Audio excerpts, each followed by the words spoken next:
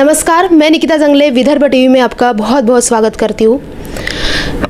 नागपुर विभागीय पदवीधर मतदार संघ के चुनाव 1 दिसंबर को होने वाले हैं और इसी पार्श्वभूमि पर आज हमारे साथ है एडवोकेट वीरेंद्र कुमार जायसवाल सर, जो एक गोंदिया निवासी है, एक उत्तम पत्रकार है और बहुत ही अच्छे अनुभवी व्यक्ति है। सर्वप्रथम सर, आपका विदर्भ टीवी में बहुत बहुत स्वागत। मुलाकात की ओर बढ़ते हुए मेरा पहला सवाल यही रहेगा कि क्यों आप ये चुनाव लड़ना चाहते हो? मेरी हिम्मत को सराहो, मेरे साथ चलो। मैंने एक सम्मा जलाई है अंधेरों के खिलाफ। नागपुर पदवीधर मतदार संघ में 6 जिलों का समावेश है। गोंदिया, भंडारा, गढ़चिरौली, चंद्रपुर, वर्धा और नागपुर। जब से ये पदवीधर मतदार संघ की स्थापना हुई है, पिछले 58 वर्षों से नागपुर के व्यक्ति एक विशिष्ट जाति के, एक विशिष्ट समाज के, एक विशिष्ट विचारधारा के इस सीट पर चुनाव जीतते आए हैं। लेकिन इन्होंने कभी भी अन्य जिलों को प्रतिनिधित्व देने के बारे में विचार नहीं किया। इसलिए मैंने अपने पूर्वी विदर्भ, गोंदिया, भंडारा, गढ़चिरौली, चंद्रपुर, जो हमारे नक्सलग्रस्त इलाके भी है, और लोकतंत्र में सभी को प्रतिनिधित्व का मौका मिलना चाहिए।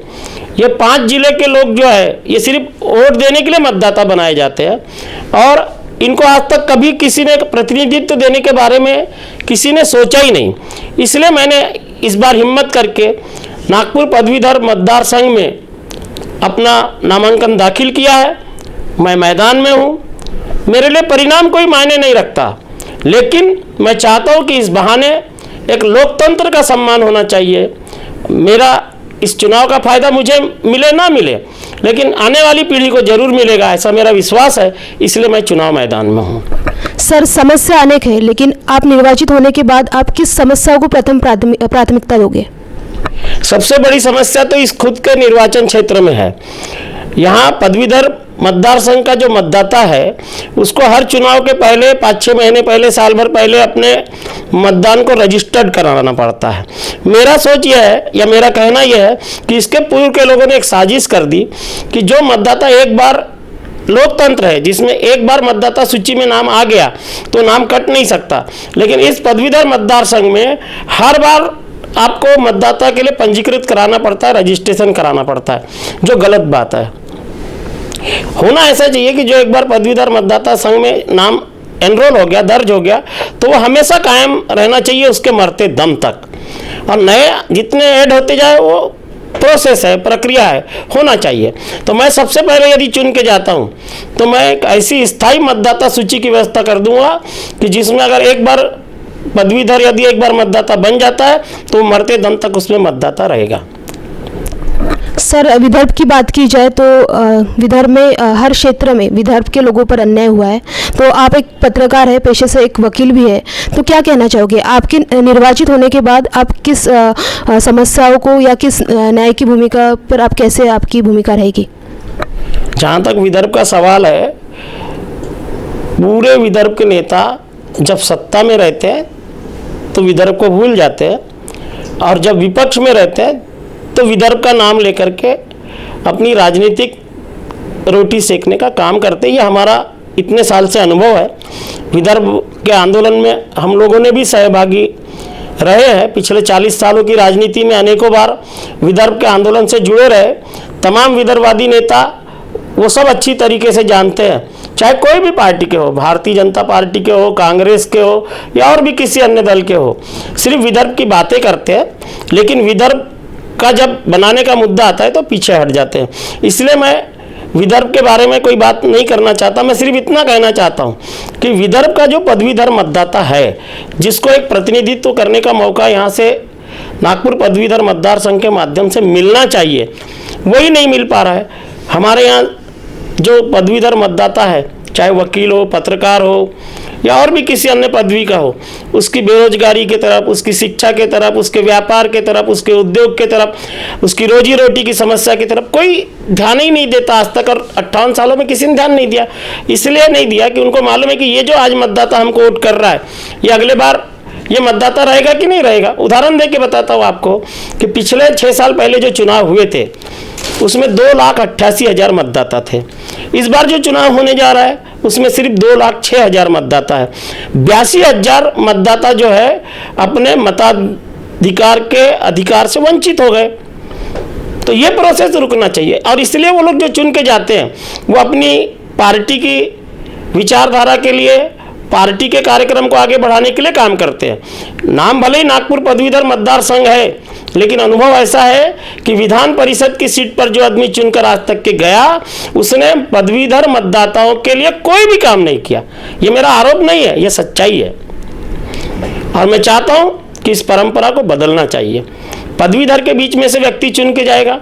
मैं उम्मीदवार हूँ गढ़चिरौली, चंद्रपुर, भंडारा और गढ़चिरौली, ये 4 जिलों का जो नक्सलग्रस्त इलाका है, मैं उस क्षेत्र का प्रतिनिधित्व करना चाहता हूँ। नागपुर के लोग बड़े दिल वाले लोग हैं, बड़े दिल के लोग हैं। 58 साल से नागपुर वाले इस सीट पर कब्जा करके बैठे हुए। मैं चाहता हूँ कि एक बार अपने साथी जिलों के लिए, भाई जिलों के लिए, छोटे जिलों के लिए वहाँ के प्रतिनिधि को भी एक बार आगे बढ़ाए, मतदान करें, एक नई परंपरा, एक नया लोकतंत्र कायम करें इस पदवीधर मतदार संघ में। विदर्भ की बात को छेड़ा है तो विदर्भ पीछे होने के कारण जो है, तो उस क्या लगता है आपको कि इसका कारण जो लोग हैं, राजनीतिक दलों के लोग हैं, उनका दुर्लक्ष्य है विदर्भ की तरफ, ये कारण हो सकता है कि कुछ और हो सकता है? मैंने बताया आपको कि जो सत्ता में रहता है वो विदर्भ को भूल जाता है, जो सत्ता से बाहर होता है उसको विदर्भ याद आता है।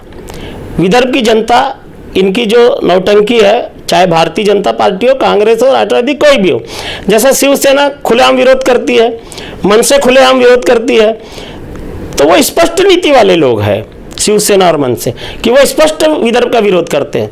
लेकिन जो विदर्भ का समर्थन करते हैं और विदर्भ वासियों के साथ में विश्वासघात करते हैं, ऐसी पार्टियों के बारे में मेरा ये कहना है कि वो जनता के साथ विश्वासघात कर रहे हैं और उनको सबक सिखाना चाहिए एक बार, चाहे वो भारतीय जनता पार्टी हो या कांग्रेस हो। अगर आप निर्वाचित होते हो तो आने वाले दिनों में नागपुर विभाग की तरफ आपकी किस तरह से कोशिश रहेगी? नागपुर की जो पहचान है वो 2 चीज़ों से बहुत विश्व में या भारत में विख्यात है। पहली है कि नागपुर में आरएसएस का मुख्यालय है, एक विचारधारा है। दूसरी है नागपुर में दीक्षा भूमि, जो डॉक्टर बाबा साहब आम्बेडकर की विचारधारा है। मैं नागपुर पदवीधर मतदार संघ में ऐतिहासिक परिवर्तन करने के लिए उतरा हूँ। मैं चाहता हूँ कि आज इस मतदार संघ में जो मतदाता है वो करीब करीब 1,80,000 मतदाता SC, ST, OBC आम्बेडकरी विचारधारा, बहुजनवादी विचारधारा से संबंधित है। लेकिन वो आज तक ये मनुवादियों की चाल को नहीं समझ पाए कि आज मैं उदाहरण देकर के आपको बताना चाहता हूँ कि ये विचारधारा की लड़ाई अगर होगी और यहाँ पर अगर दीक्षा भूमि की विचारधारा, बाबा साहब की विचारधारा अगर चुनाव जीतेगी तो इसका संदेश सिर्फ महाराष्ट्र में ही नहीं पूरे भारत देश में जाएगा। और मैं इस परिवर्तन के लिए चाहता हूँ कि एक बार ये चुनाव विचारधारा पे हो जाए। मत विभाजन की जहाँ बात है, लोगों को आपस में मत विभाजन करके और सत्ता काबिज करने की बात है, उसमें आरएसएस पिछले 58 सालों से सफल रहा। एक ही समाज, एक ही जाति। विशेष रूप से मैं बताना चाहता हूं कि आरएसएस की महाराष्ट्रीयन ब्राह्मण ही प्रतिनिधि रहता है। बच्छराज व्यास से लेकर के नितिन गडकरी से लेकर अनिल सोले और अभी जो संदीप जोशी जी मैदान में, वो एक विशिष्ट जाति से और विशिष्ट विचारधारा से आते हैं। मेरा उस विचारधारा को विरोध है। मैं चाहता हूं कि बहुजनवादी विचारधारा का व्यक्ति, चाहे मैं हूं या जिसे आप योग्य समझते हैं, लेकिन मेरा ऐसा निवेदन है कि एक बार एक ऐसे व्यक्ति को चुन करके भेजिए जो महाराष्ट्र की विधान परिषद में बाबा साहब की विचारधाराओं को गुंजा सके, यहाँ के पदवीधर मतदाताओं को सामाजिक न्याय दिलाने के लिए काम कर सके, और हमारे जो पिछड़े हुए जिले हैं गोंदिया, भंडारा, गढ़चिरौली, चंद्रपुर, वर्धा, इनके विकास के लिए काम कर सके, पदवीधर मतदाताओं के विकास के लिए काम कर सके और सही में पदवीधर मतदाताओं को न्याय दिलाने के लिए विधान परिषद के विधायक की भूमिका निभा सके। एक बहुत ही महत्वपूर्ण सवाल, आपकी प्रतिस्पर्धी जो है वो बहुत मजबूत है, उनकी पार्टियां बहुत मजबूत है, तो इन सभी जो ये है क्या इन सभी प्रतिस्पर्धियों के सामने खुद को खड़ा रखना एक आह्वानात्मक भूमिका लगती है, कुछ चुनौतीपूर्ण एक भूमिका लगती है? ये चुनाव पढ़े लिखे लोगों का चुनाव है। जो जनरल चुनाव होते हैं उसमें 100, 200, 500, 1000 शराब, पैसा कौड़ी ये काम आता है।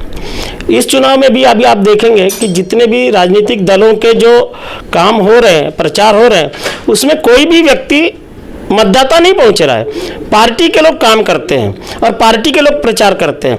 लेकिन अगर पदवीधर मतदाता अगर सोच ले कि मुझे अपने विवेक से, अपनी बुद्धिमानी से अगर वोट देना है, तो मैं चाहता हूं कि मैं जानता हूं कि अगर जिस दिन मतदाता ये समझ लेगा उस दिन ये ऐतिहासिक परिवर्तन हो जाएगा। इसके लिए मैंने प्रयास किया हूं। और एक और उदाहरण देता हूं कि ये कितना विशाल हाथी होता है। ये राजनीतिक पार्टी अपने आप को विशाल हाथी समझती है। मैं अपनी तुलना इस चींटी से समझता हूं कि मैं एक चींटी हूं, लेकिन एक चींटी भी हाथी को समाप्त कर सकती है। ऐसा हमारा इतिहास है। एक आखिरी सवाल सर, एक उम्मीदवार होने के नाते आप मतदाताओं को क्या संदेश देना चाहोगे? मैं मतदाताओं से सिर्फ यही निवेदन करना चाहता हूं कि 1 दिसंबर को मतदान करने अवश्य जाएं, क्योंकि 2,06,000 जो मतदाता है और इस पदवीधर मतदार संघ का आज तक रिकॉर्ड रहा है कि 45-50% से ज़्यादा वोटिंग नहीं होती है। मैं चाहता हूं कि अपने जो मतदाता है वो अपने मताधिकार का प्रयोग करें। 1 दिसंबर को सुबह 8 बजे से 5 बजे तक मतदान है तमाम जिलों में। मैं तमाम पदवीधर मतदाताओं से ये निवेदन करना चाहता हूं कि एक बार जाति, पाति, विचारधारा और राजनीतिक पार्टियों की गुलामी छोड़ करके अपने विवेक से मतदान करें। मेरा बैलेट पेपर में 16वें नंबर पे नाम है। मेरे नाम के आगे 1 लिख करके मुझे मतदान कीजिए। मैं इतना ही विश्वास दिलाना चाहता हूं कि यदि मैं विजयी हुआ तो